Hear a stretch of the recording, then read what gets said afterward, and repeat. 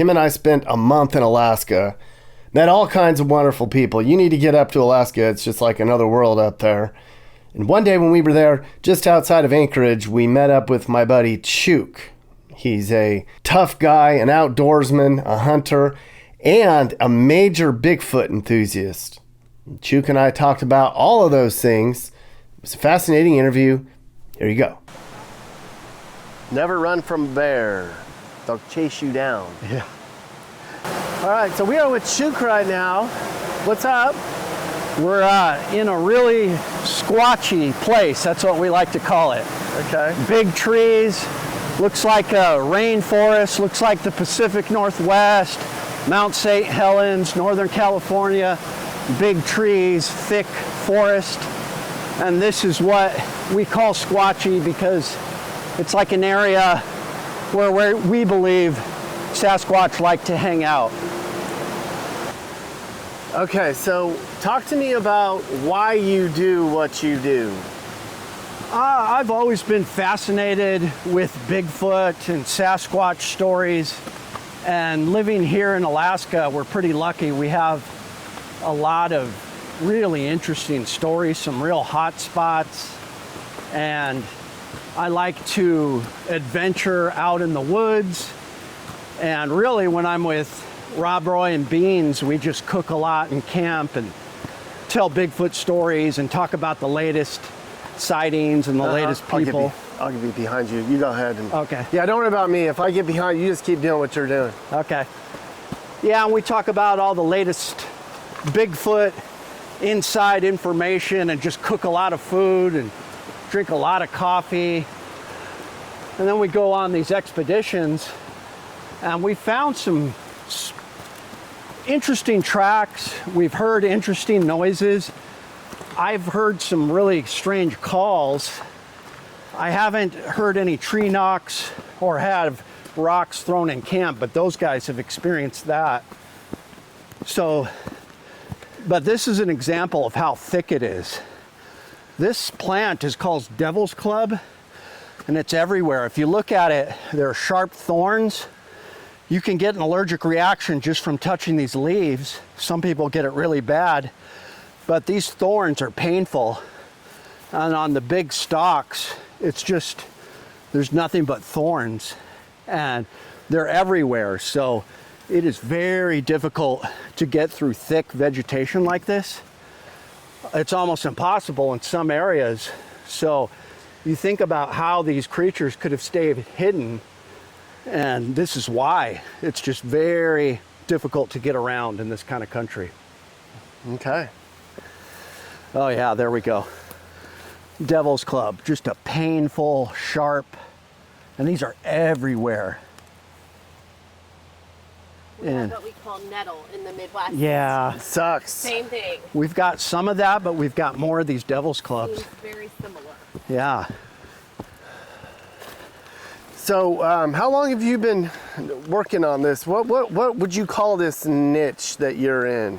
I kind of consider myself a Bigfoot researcher, paranormal / cryptid investigator, and I've been doing it for a good, well, I've always been interested in it, but I've been doing it for a good 5 years. I was on that Alaska Triangle TV show that Beans Baxter was on, and ever since then, I got a chance to go to Prince of Wales Island and see the upside down trees, which really was a game changer for me because it's these huge trees, you know, some of them are this big around, and they've been uprooted and shoved in the ground somehow upside down. Now, the scientists say they believe it was caused by a windstorm.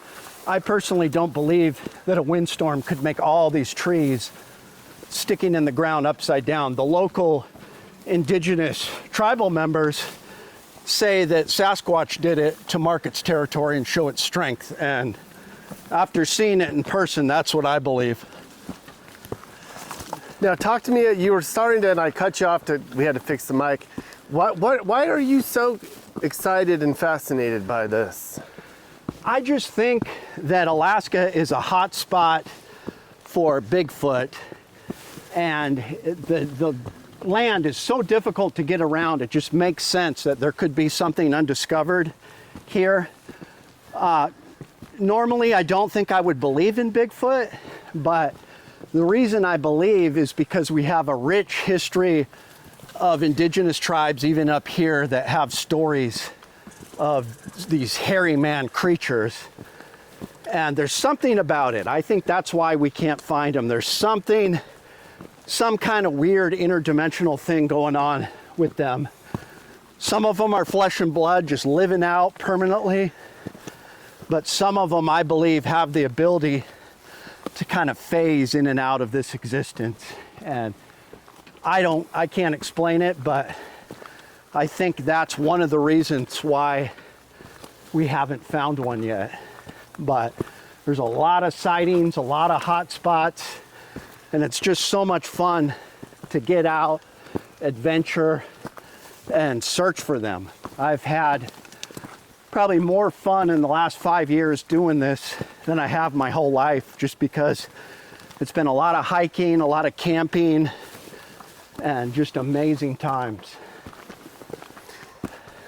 So I guess the question is, you know, people will say, how come we've never found one before? Are they smarter than us? Are they able to do things that we're not aware of? That's a really good question. I think it's a combination of that. I do believe they're extremely intelligent animals. They're a kind of a communal, social animal. I think they hide their dead. They bury their dead. I think there's been some speculation that they cannibalize their dead so no one will find them. Also, rodents and all kinds of animals will eat bones here. That's why antlers, when people go shed hunting, they won't last very long because the mice eat them. But I think they're very smart, and I think they go to the most inhospitable places that are just about impossible for humans to get to.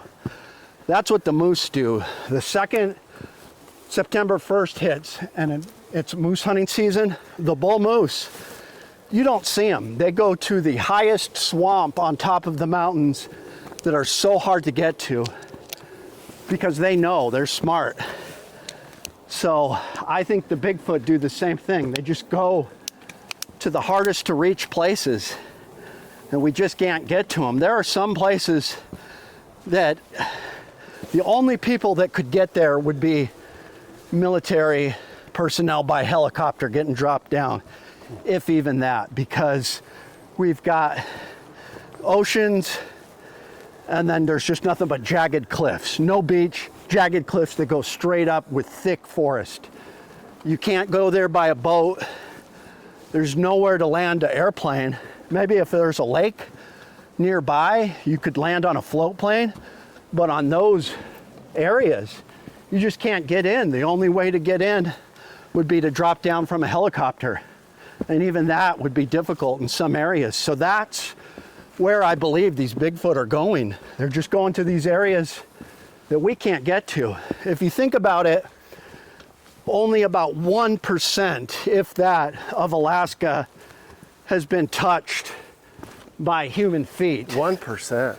So you've got 99% almost unexplored area.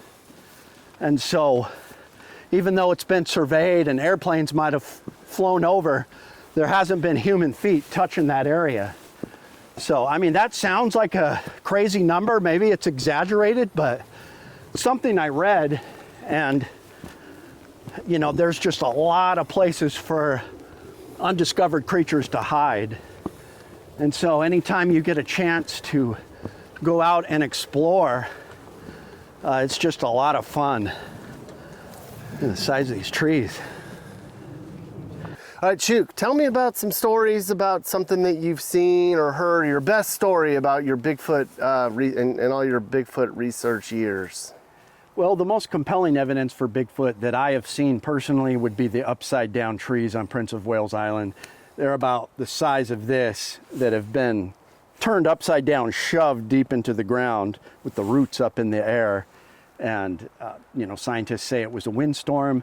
The local indigenous tribe says it was a Bigfoot showing its strength, and that's what I believe, because that was just amazing. I can't imagine a windstorm did that. I found some big tracks. I found kind of shelters where sticks were kind of placed out in the middle of nowhere where there's no people. I've heard strange noises where it just sounds like a baboon is screaming.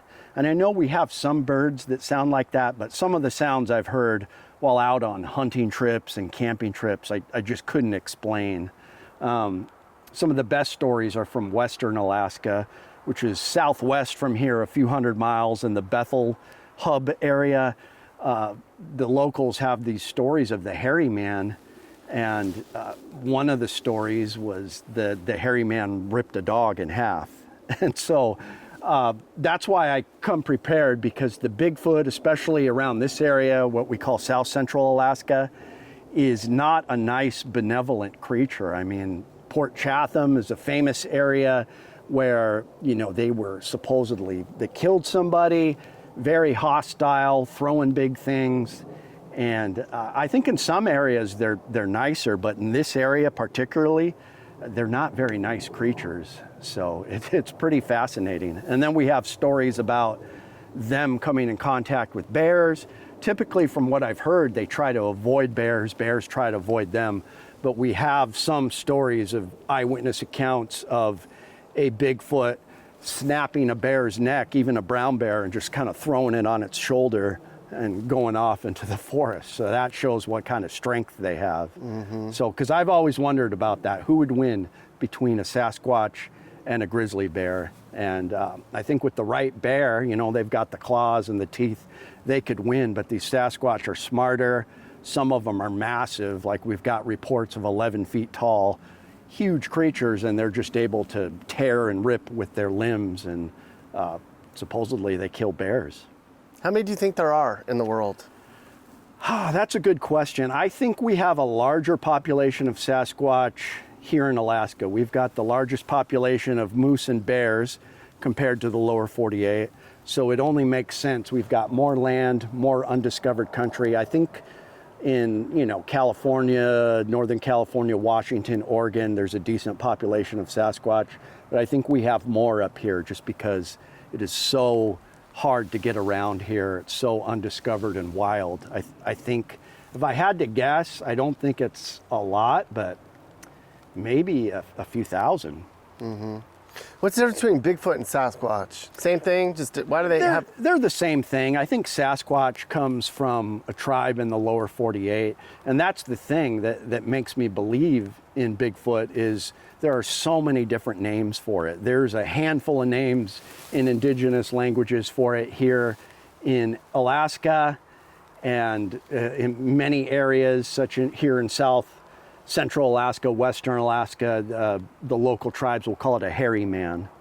So, it's just, it's a universal phenomenon that we find throughout the Northwest, and it's everywhere here in Alaska. But I will say, way more widespread than Bigfoot is the little people stories, which are really fascinating. So the little people you'll find in all the indigenous cultures, and they're these little people that are kind of mischievous, just little teeny people that live in these little caves and little holes, and you have to be very careful around them if you see one, because they've been known to trick children into coming with them, and then they'll just disappear. But what's weird is these ancient, like oral tradition stories from hundreds and hundreds of years ago talk about time travel.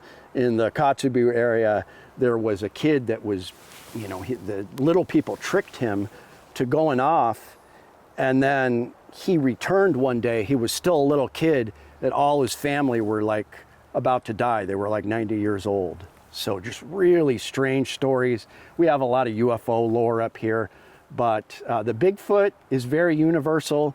Little people even more, but who knows what, undiscovered creatures we have up here. It's a really fascinating place. Should we walk a little bit more? Yeah, and then you can talk about some of the gear or whatever. Yeah. I know you wanted to talk about some of that. Absolutely. Okay. All right. We're rolling. So what are we doing up here? We're on the Turnagain Arm. We're the Turnagain Arm. We're on the side of a cliff here. I believe we're in part of the Chuke mountain range. So I was going to show you some of my Squatch hunting gear. This is Bigfoot researching gear. I use one of the pieces I'm really excited about is this InReach Mini 2 from Garmin. Now Beans Baxter has the large one, but what this is a satellite messaging service. So when you get one of these, you sign up for one of their subscriptions, because a lot of times when I'm out here adventuring, I'm out of cell phone range. There are no zero signal on your cell phone. So I can hit the SOS button if I'm in trouble, and the local state troopers, the National Guard, whoever's around can come pick me up. And I can also send text messages to friends and family saying I'm okay, I'm in trouble, I'll be home soon. You can always stay in touch with the rest of the world no matter where you are, as long as you get on a mountain like this and can reach a satellite. So we've got that. We're out here doing an investigation, so we might use some of these walkie-talkies. These are Baofeng walkie-talkies. You have to use the legal channels because they're VHF, UHF, but these will go for miles and miles and miles, so we can stay in touch with each other. Obviously, we carry firearms here in Alaska. We're in bear country. I also have bear spray, which is a good idea. It's good to have a first aid kit. I'll carry binoculars just so I can, see things that are far away as we're searching for different animals and Bigfoot. Something interesting I got from Alex Petikoff from Small Town Monsters is keeping a journal. So I have my Bigfoot journal here with all the kind of interesting little things that I found. So, I had a sighting of this weird cat-like wolf creature. I drew a picture of that. There'll be UFO stories. I use a thermal scope, and sometimes I'll get, these red spots on mountains, which is really interesting. And then just different interviews I do with people, drawings of Bigfoot I'll put in here. These are these short troll-like Bigfoot that somebody told me about, and I'm trying to research that, but I'll just put a lot of my interesting stuff in this journal. So I think it's a good research tool, and that's about it. Just carry food, water. Can you call? Are there Bigfoot call? I know people knock. I've seen on TV. They knock wood. They blow something. Is there an art and a science, a reality of being able to call or set something out to bring them to you? We will do that. I'm not very good at calling, but when I'm out with Beans Baxter, he's got a couple different calls he will do. I will do tree knocks where I'll just take a big branch and knock it on a tree. Can you show me what that entails? Yeah, let's get a good sized stick here. So I try to get a hollow sounding tree, and we'll just do a few knocks. And then we'll wait a while. And I haven't heard any return knocks, but Beans has heard them when he's been out doing it. So it's pretty exciting. And then another thing, because I get into the paranormal, I know this is way out there, and they call it the woo factor, and not all Bigfoot researchers like it, but I carry a electromagnetic meter with me that actually will show any anomalies in the electro spectrum, the electric spectrum, and even the magnetic spectrum. So if I'm have a weird feeling or we're in a hot spot, I'll turn this on and just see if there's any strange readings. I'm not picking up anything right now, but sometimes some reports say that when there's paranormal activity, sometimes you can get readings on the electromagnetic spectrum. So just for fun, I like to carry this with me too. And that's about it. Otherwise, flashlights. A lot of times Beans will use a red flashlight because at night it doesn't travel as far if we're just trying to see what's in front of us. So I'll use a red flashlight. And then just knives, and I also have a I guess it's an ultraviolet flashlight too, where I can kind of pick up things at night, trails or droppings or urine or whatever. What does Bigfoot shit look like? I think it looks like bear poop, really. It just, although some people have said it looks like human poop, but just on a gigantic scale, which makes sense. But if you look at gorilla poop, it's just like big piles and clumps, very similar to the bear poop here. So it's really interesting. Some of the best evidence that Bigfoot researchers have found have been hair samples, which come up as, you know, some kind of animal and unknown. So to me, that's really telling. If they're finding DNA that is unknown, you know, that's something undiscovered. Do you ever go by yourself, way out, camp by yourself, 20 miles on a trail, or is that too intimidating for you? I do, like I'm doing that next week, but I try not to, because when you're out by yourself and you break a leg or roll an ankle, then you're in real trouble if you're by yourself. But that is one reason why I have that satellite texting deal. So at least I have that when I'm by myself, but I try not to. It's best to go in a group, especially with bears. If there's more than one person, you have a better chance of kind of getting the bear off you. So, but yeah, it's exciting. As long as you have good gear, you're able to start a fire, you can usually survive. Clothing is really important too. A lot of layers, rain gear. It'll be wet like this a lot of the time in the fall. So being able to stay warm and dry is very important too. Cut. Okay, so we're almost done here. What would be the one thing that you think is feasible that someone like you would find? A skeleton, a body, or a video clip up close, undoubtedly, holy crap, like this thing is 10 feet away. What is one thing that you think that is probably going to happen at some point that is going to blow everybody's mind? I mean, have you guys thought about the holy grail of Bigfoot evidence? We're hoping that there will be good footage. I personally feel that Patterson-Gimlin footage is some of the best footage out there. A lot of people discredit it, but a lot of people still believe in it. For its time, they would have really had to work hard to make it that realistic. I think DNA samples of hair are some of the best evidence right now. I think some of the prints people are finding are really interesting because they've found actual fingerprints on the toes that you can't really fake. That DNA evidence, and I think good video footage will be coming at some point. I don't know when, but I think it's going to happen.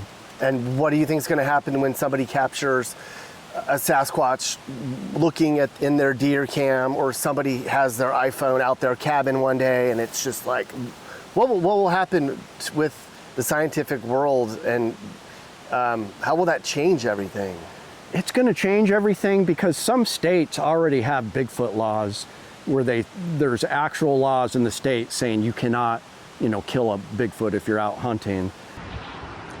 Yeah. Yay! Bigfoot hunting in Alaska. So much fun. Thanks for watching. Hope you guys enjoyed that report from America. So we've been to every state now, and we know so many great places that most people don't know about.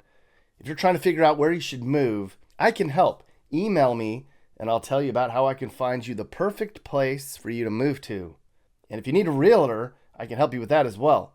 No one else knows America more than Nick and Kim and Mappy. This is my email. You can also find it in the description or on the channel. Okay, so a lot of people email me and they comment and they say, "Where should I move, Nick?" Well, I do consulting for that, as you know, but a lot of people want to do their own research. So I have published an ebook. That's right. Email me and I'll send you my comprehensive and always updated guide on the best places to move in each state. We're always traveling, so we're always updating the book. Find the best places to live in America from the people who have seen more of America than anyone else. That's true. Google it. Well, hey, Nick Johnson fans. So YouTube's pushing this whole membership thing now, and I think it's great. So I set one up for this channel. If you want to be a member on this channel, you can only do it on your computer right now. They make it hard for some reason. So go and hit join right there, and you can support the channel and join various membership tiers. I'm excited about it because I'm going to post all sort of behind the scenes content, extra interviews, fun mappy stuff, bonus songs, and more. Just some extra stuff that doesn't make it onto the main channel. So think about becoming a member. Huh, everyone? You should join. I did. And if you want to buy some mappy gear, well, you can find that link in the description as well. You can get shirts, hats, mugs, stickers, hoodies, all kinds of great mappy merch. Click the link, get some mappy gear. I'm also on Cameo. If you want me to send you or somebody you know a personalized video message, go to Cameo and search Nick Johnson, or just click the link in the description. Thanks for watching.